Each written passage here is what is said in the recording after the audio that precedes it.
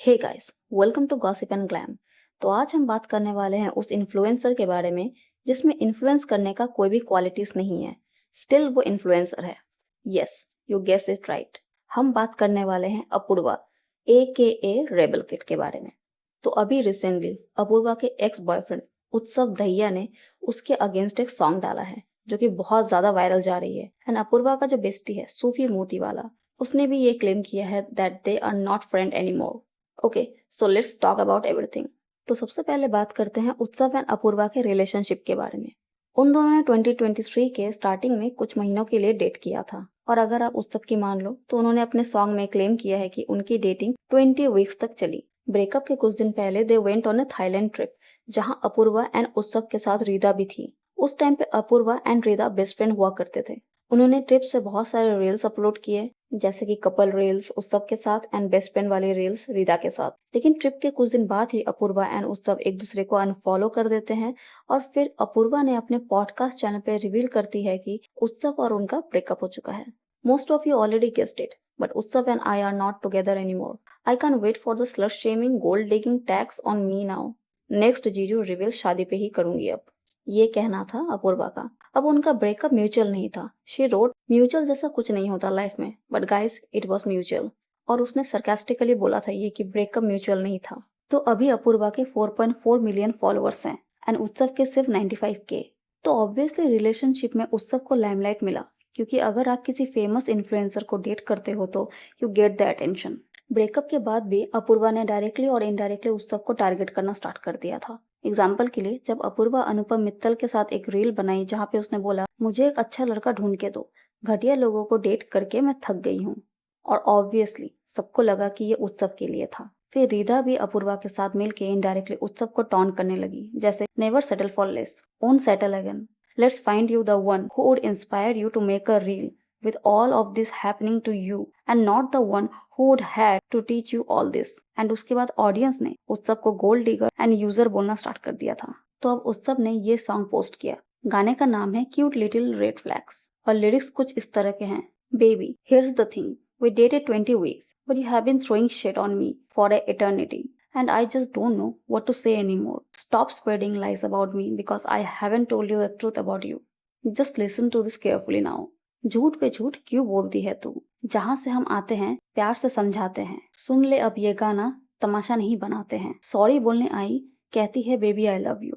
अब ये लाइन का मतलब शायद ये है कि जब इनका ब्रेकअप हुआ था तो उसके बाद रेबल ने पैचअप करने का ट्राई किया होगा। पूछा मैंने, घटिया क्यों बोला मुझे दुनिया के लिए? तो उस सब को इसका रिस्पॉन्स मिला, कहती है बेबी ये तो सब कंटेंट है मेरे लिए। फिर आगे रिवील हुआ कि वैलेंटाइन के अराउंड रेबल ने उसको कॉल भी किया था। रेबल का कहना था would you give it another try, and उस पॉइंट पर उस सबको समझ नहीं आया कि एकदम से वापस वो कांटेक्ट करने का क्यों ट्राई कर रही है। लेटर ऑन रियलाइज किया कि सैडी टू बैडी ये एपिसोड रिलीज होने वाला था और मे बी कंटेंट के लिए वो उससे कांटेक्ट कर रही थी। She settle for less, never settle again के नारे हैं लगाए, चीट करके पकड़े जाने पे जिसे शर्म न आए।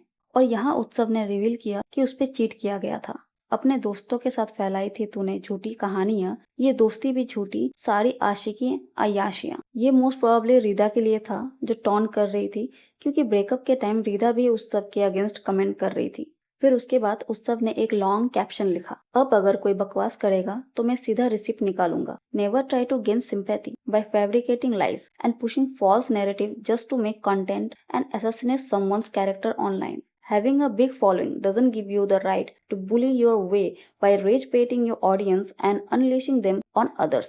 When I was being falsely painted as a cheat and an abuser because of things you said, I reached out to you and your agency hoping to find a way to deal with the hate. Instead, I was told you are a nobody. You should be happy you got to date her. So here's the message from that nobody. You tried your level best, and I won't lie. It wasn't easy.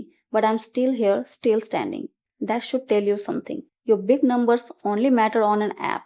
There is a real and much bigger world outside, beyond lies and कलेश. Truth doesn't need followers. It stands on its own. तो तुम चलाओ अपना घर कलेश से, but किसी के बारे में झूठ बोलना बंद करो। बाकी लोगों को लाइफ में ढंग के काम करने दो। एंड लास्ट में उसने बोला, ग्रो अप किड। अब अपूर्वा के फैंस ये बोल रहे हैं कि उत्सव सिर्फ फेम के लिए ये सब कर रहा है। तो कैप्शन में जो मेंशन था उस पॉइंट को कंसिडर करना इंपॉर्टेंट होगा।